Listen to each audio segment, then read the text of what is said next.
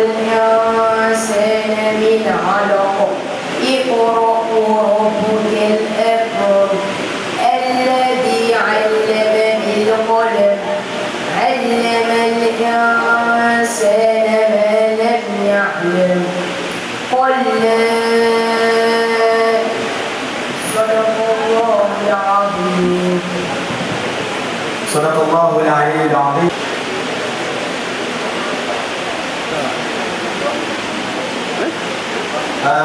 Ndugu wageni waalikwa, ndugu mgeni rasmi, haya ni mahafali yetu ambapo kwa marhala ya thanawi itakuwa ni mahafali ya 13. Kwa kuendelea na ratiba itakayofuata sasa, utakuwa ni utenzi utakaosomwa na mwanafunzi Sahil Ahmed. Mwanafunzi, tafadhali.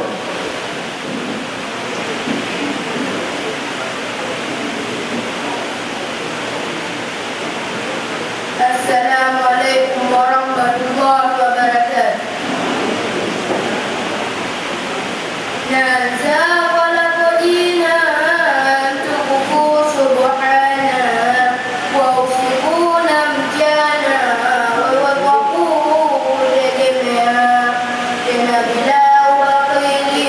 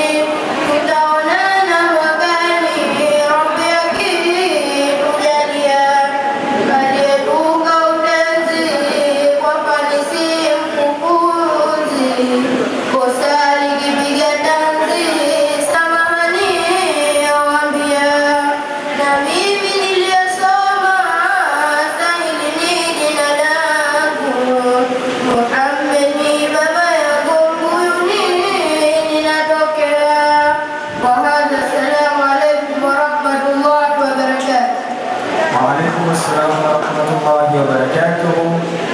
Huo ulikuwa ni utenzi ambao uliosomwa na mwanafunzi Salim. Kinachopata sasa zitakuwa ni dua mbalimbali zitakazosomwa na wanafunzi wadogo kutokea Ummul Amar bin Yasir. Madarasa ya Ummul Amar bin Yasir ni Malindi Vigiani. Baada ya hapo wanapoanza madarasa mengine kwenye ibtidai kuja katika Madrasa Munawwara Islamia Malindi. Wanafunzi tafadhali.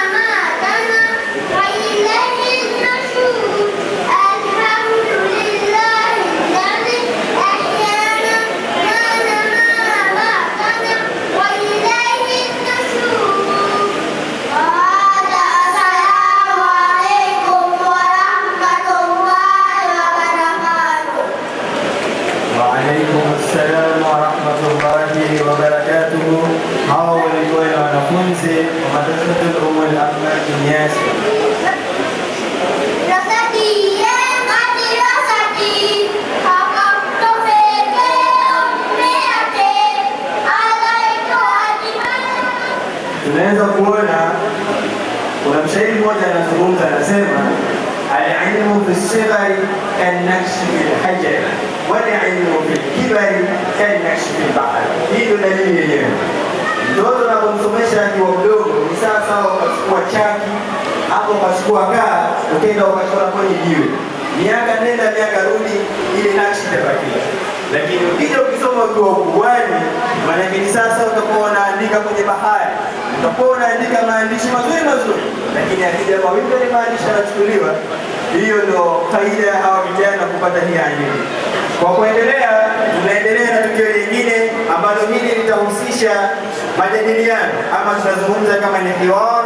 Hii itakuwa ni hiwar ya Kiarabu ambayo itahusisha wanafunzi, ambapo tunavyoona maandalizi yanapokuja, huyu mwanafunzi atakuwa yuko sokoni kwa Kiarabu, hakuruhusu. Tunajaribu kuwashajihisha kujua hii kutumia lugha ya Kiarabu kwa sababu ndio lugha ya dini yetu ya Kiislamu. Wanafunzi, tafadhali.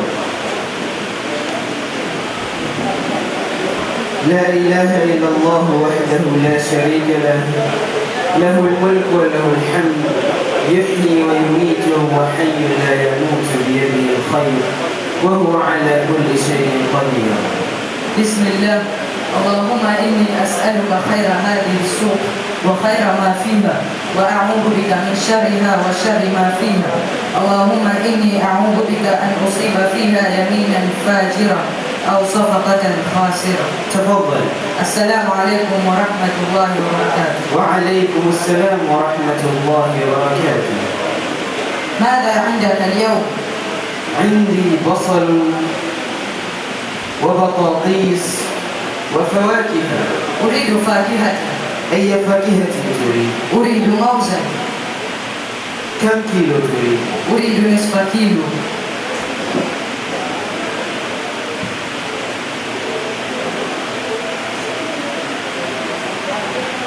حسنا، هل تريد ليمونا؟ لا، أريد ربع كيلو برتقال.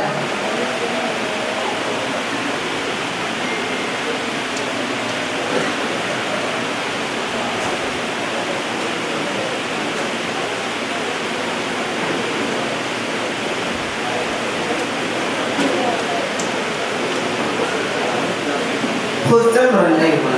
هل تمرك جيد؟ لماذا تسأل سؤالا مثل هذا وأنا تاجر أمين ومشهور في هذه البلدة؟ لأن بعض التجار يعملون بالغش ويمزجون بين الخبيث والطيب. لا تجد أي غش في تجارتي، لأن النبي صلى الله عليه وسلم قال: من غشنا فليس منا. حسنا، أعطيني ثلث كيلو تمر. هل هذا يكفي؟ نعم، هذا يكفي للسفرة اليوم. بكم تكلف؟ تكلف 5000 شلنا فقط. حسنا، خذها. شكرا، جزاكم الله خيرا. هل تريد شيئا آخر؟ لا، ومع السلامة. وإلى اللقاء. وهذا السلام عليكم ورحمة الله وبركاته.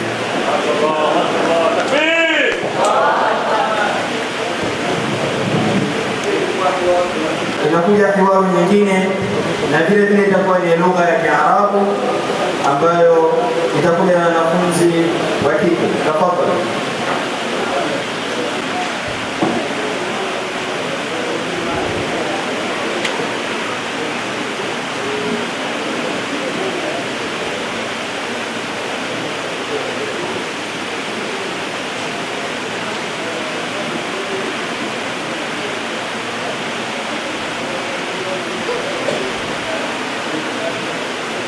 السلام عليكم ورحمة الله وبركاته يا عمتي.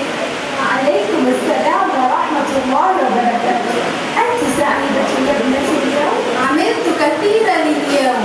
ماذا عملت؟ أحضرت المنشفة لأختي. متى؟ وهي تكنس البيت. جيد.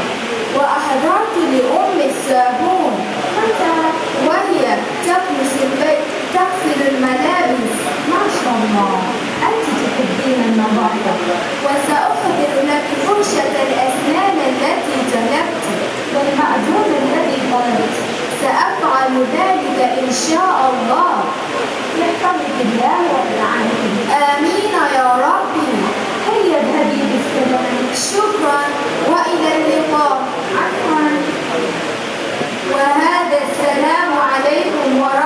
الله وبركاته.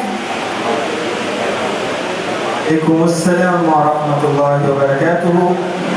Waliomaliza ilikuwa ni sehemu ilikuwa na pande mbili, nitaomba nizungumze kwa muhtasari kidogo. Mdahalo wa kwanza ulikuwa unazungumzia kuhusiana na swala zima la biashara. Tukaona mnunuaji anaenda sokoni, lakini kumbe dini yetu kila sehemu imezungumza na adabu zake. Ameanza kusoma dua kabla ya kuingia sokoni, ili zile kheri za lile eneo zikute, na kama kuna shari basi Mungu amjalie amwepushie. Lakini wakati wanafanya biashara wakawa na wasiwasi, je, wewe utanifanyia ghushi? Mungu ameshazungumza wa auful kaila wal mizana bil qist, na Mungu vile vile ametoa tahadhari kubwa kwa wale wafanya biashara ambao wanaibia wanunuaji wao kwenye swala zima la mizani. Na hapa vile vile muuzaji akajaribu kumtoa wasiwasi mnunuaji kwamba hichi unachonunua hakina ghushi hata kidogo, kwa sababu Mtume sallallahu alaihi wasallam amesema yeyote ambaye atafanya ghushi sehemu yoyote, kwenye biashara, kwenye shughuli yote ambayo unafanya, basi Mtume ashamtoa kwenye umma wake. Mungu atuepushe na haya. Kiwali iliyofuata itakachofuata itakuwa ni kasida ya Kiarabu ambayo kasida hii italetwa na wanafunzi wa wanafunzi tafadhali.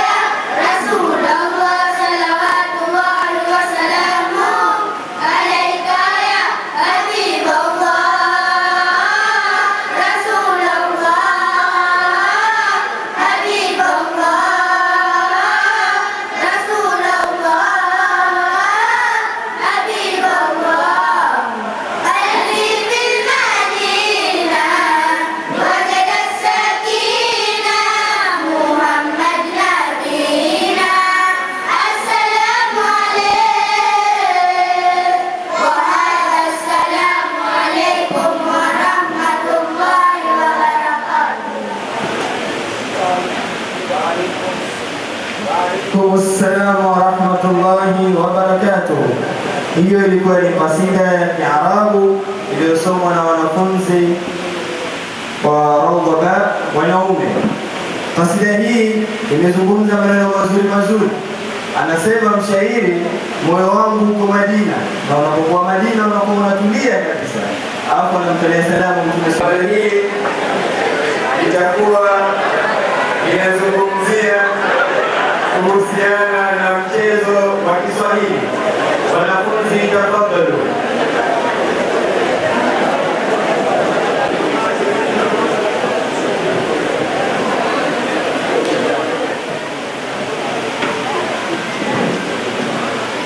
قولوا جميعا تحية للمعلم. السلام عليكم ورحمة الله وبركاته. وعليكم السلام ورحمة الله وبركاته. كيف حالكم؟ بخير والحمد لله، وكيف أنت؟ أنا بخير. اجلسوا. شكرا يا معلم.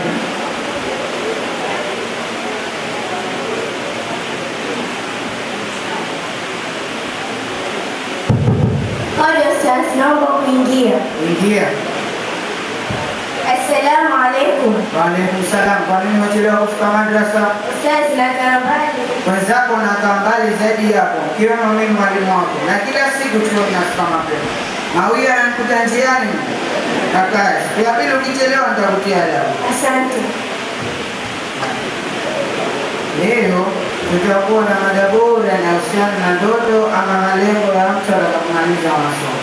Kwa mfano, mimi mwalimu wenu nilipokuwa mdogo nilikuwa na ndoto ya kuwa mwalimu bora siku moja, na leo nimefanikiwa kufikia ndoto hiyo, alhamdulillah. Sasa nielezeni na nini ni zipi ndoto zenu? Sasa nitaanza kumchagua mmoja baada ya mwingine, na kila mwanafunzi anataka ashiriki darasani. Mmenifahamu wanafunzi? Ndio mwalimu, tumekufahamu. Ali. Mwalimu, mimi nataka niwe mkandarasi, niweze kujenga majumba makubwa makubwa, na siku moja nimjengee babangu na mamangu majumba mawili ya ghorofa, inshallah. Peke yao hauwezi kuelewa kama ana kimili. Acheni kufuata hapo. Sasa mpongezeni kwa dulati hiyo. Mashallah, mashallah. Mwingine. Halima. Nataka kuwa daktari mwalimu. Nitibu watu, nasaidia wagonjwa, hasa wanapenzana wanataka kuifuka. Mashallah. Hiyo ndio ndoto nzuri. Maana unapata malipo ya dunia ambao ni mshahara, na pia Mwenyezi Mungu anakuzidishia thawabu kwa kuwa unafanya kazi ya kutibu watu wa jamii yako. Mwingine. Salih. Mwalimu, mimi nataka kuwa mwalimu kama wewe. Mashallah. Sasa hizi ndio kazi zetu. Kazi zilizotukuka na zenye baraka nyingi ndani yake. Licha ya jamii yetu kwa sasa hawaithamini na kuona kwamba ndio kazi ya watu waliokosa cha kufanya. Tumwombe Mungu aipe hija jamii yetu na kuangalia walimu kwa jicho la huruma ili waweze kuithamini kazi yao. Tusikieni amin. Amin. Mwingine. Salma. Mwalimu, na mimi nataka kuja kuwa mwanasheria. Mashallah. Hiyo ndio ndoto bora zaidi, ila Allah ametambulisha tahadhari iliyo hai kwa kutaka watu wa hukumu kwa haki. Usiwe miongoni mwa wale na hukumu kinyume na haki, maana wengine hukubali kukaa upande wa dhulma ili kulinda matungo. Allah hatakuacha salama kama hivyo jina lake. Hivyo salama hakuwahi jitahidi utakapokuwa mwanasheria, uhukumu kwa haki na usihukumu kinyume na haki kwa kufuata matakwa yako binafsi, kwa kupitisha ukweli kwa watu. Umenifahamu Salma? Naam mwalimu, nakufahamu. Amina binti Wahbi. Mwalimu, mimi nataka kuwa mtu wa pesa. Kwa kizungu tunaita accountant. Pesa zote niwe nazigawa mimi, na saini yangu iwe inasoma katika pesa mwalimu. Vizuri, ila sasa kwenye pesa nakaa saini ya gavana na benki kuu, ila unaanza huku hasibu. Hii ni mtu wa fulusi. Mimi mwalimu wako nitakuita Bi Amina Mapesa. Majinari hayo mwalimu. Kelele Mariam, zamu yako gapi? Kazi kuleta za Malkarani sumu darasani. Vizuri Bi Amina, kuwa mtu wa pesa pia dini haijakuacha mkono. Usio naongeza mazero na kujaza cheka ambazo hujaruhusiwa kujaza, ili pesa za taasisi zikapotea. Mtume amekataza watu wenye tabia ya khiana na wizi, na adhabu zao ni kali zaidi. Amina, moto unao. Mariam, simama mkupe sita za tena sikupate, usisahau maisha ya mwao. Hizo bakora yenyewe ziko wapi? Ali, bakora zako umeziona? Sijaziona. Na haki yako bakora sijaziona. Ungeziona ningekutia adabu. Hapa ndipo. Ili mchelewaji. Mwalimu, mimi umeniweka mwisho. Mimi na ndoto bora zaidi kuliko wote darasani. Unajua mwalimu, mimi nataka kuwa nani? Neema, nataka kuwa nani? Mimi nataka kuwa simu ya mkononi mwalimu. La haula. Neema, umenishangaza kweli kweli. Jamani, mnafahamu Neema au kama mimi tu? Hatujafahamu. Neema, tueleze kwa nini unataka kuwa simu ya mkononi? Mwalimu, mimi nataka kuwa simu kwa sababu ndio kitu pekee kwenye sisi kimekuwa kinapenda kuliko kitu chote. Mwalimu, baba na mama muda wote wako na simu. Wanapongana naye wanaibeba na kuithamini kuliko hata mimi. Na atokezee kusahau, labda nisahau mimi na sio simu. Na mwalimu, sijapata kuona watu walio wanacheka peke yao, isipokuwa nyumbani na majiani. Na mpaka na shule tunafundisha moto akili na wenye akili. Hivyo si ikiwa simu sitakuwa napendwa na baba na mama. Si mtihani. Najua mimi nataka kuwa nani? Mariam, unataka kuwa nani? Mwalimu, mimi nataka niwe iPhone 17. Mariam, kwa nini unataka kuwa iPhone 17? Hii mwalimu, mpaka usome kila ndio utaelewa. Kwa sababu watu wengi wanapenda iPhone na wanapenda kuangalia IG na TikTok. Kila muda wanakaa huko na kucheka bila sababu ya msingi. Na inafanya wasahau hadi majukumu yao ya kazi wanazozifanya. Kwa mfano, siku hizi dada nyumbani alifika mpaka kupunguza wali halali kwa sababu ya IG na TikTok. Na unajua jinsi ninavyopenda uliwahi. Alinikana kama nini? Sema dada tusiwezi kuambia kitu, atanipiga. Alafu mwalimu kwenye simu kuna mpaka video. Inajua kila kitu ya mwalimu. Sasa na mimi nikija kwa simu, sina tabia kwa hivyo. Hata darasani nitakuwa siri na nitapasi vizuri. Si mtihani huu? Mbona mmenyosha mikono tena nyie? Ali, kwa nini mmenyosha mikono tena? Mwalimu, na mimi nataka kuwa simu.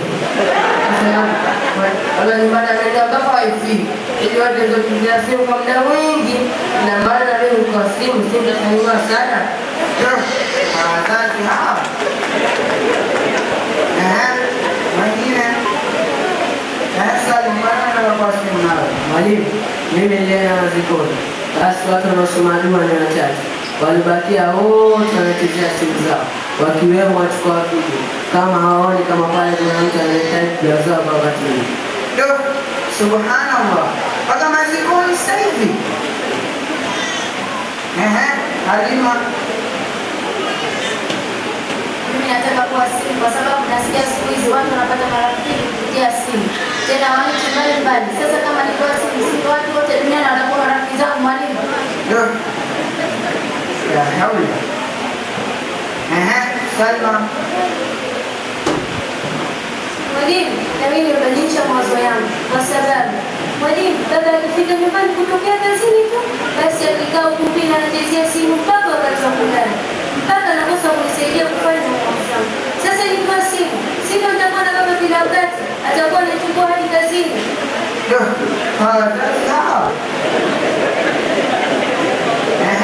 Ameniambia na pesa.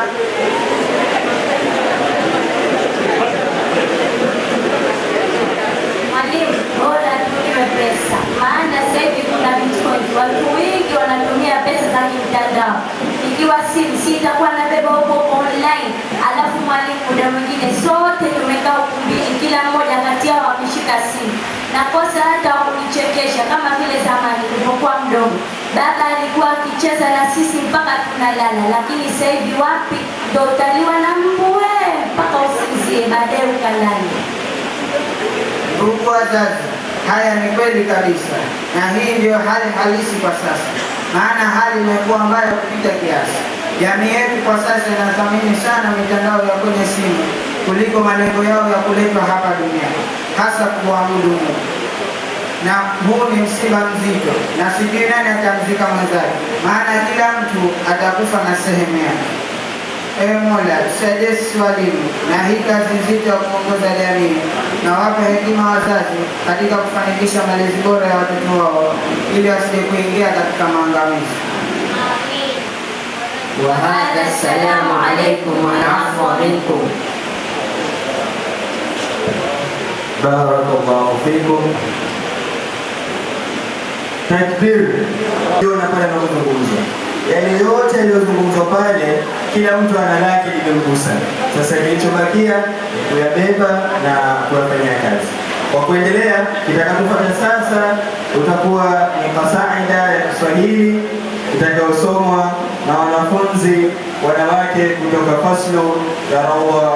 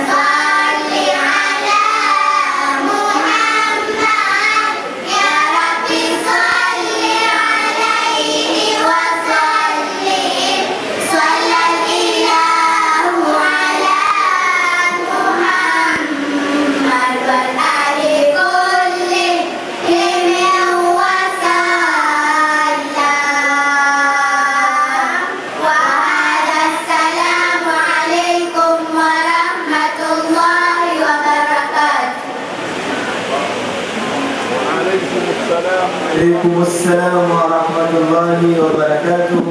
Mashallah, hao walikuwa ni wanafunzi waliosoma kasaida ya Kiswahili wa faslu awwal ibtidai wanawake, na mwanafunzi Ali Tahir Ali. Mwanafunzi tafadhali.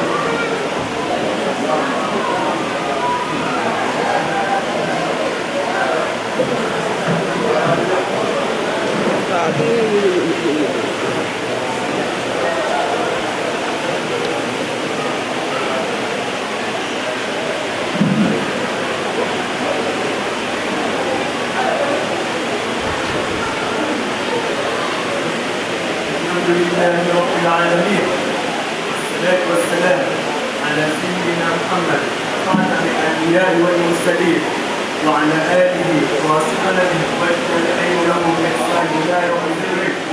قريبنا نقول الإسلام السلام عليكم ورحمة الله وبركاته. وجاءوا برسالة عن يابا نقول الإسلام katika mahafali ya 22 wanafunzi waliomaliza ibtidai elimu ya msingi, na ni mahafali ya 18 wanafunzi waliomaliza ibtidai elimu ya kati, na mahafali ya 13 wanafunzi waliomaliza thanawi elimu ya sekondari katika mfumo wa masomo ya dini yetu ya Kiislamu. Kwanza kabisa hatuna budi kumshukuru Mwenyezi Mungu Subhanahu wa Ta'ala na kumtakia rehema na amani kipenzi chetu na Mola wa kiumbe Bwana wetu Muhammad sallallahu alaihi wasallam, pia kuwatakia rehema na maghfira wale wote waliotangulia mbele ya haki. Mwenyezi Mungu awaridhie na sisi atukufu. Amin.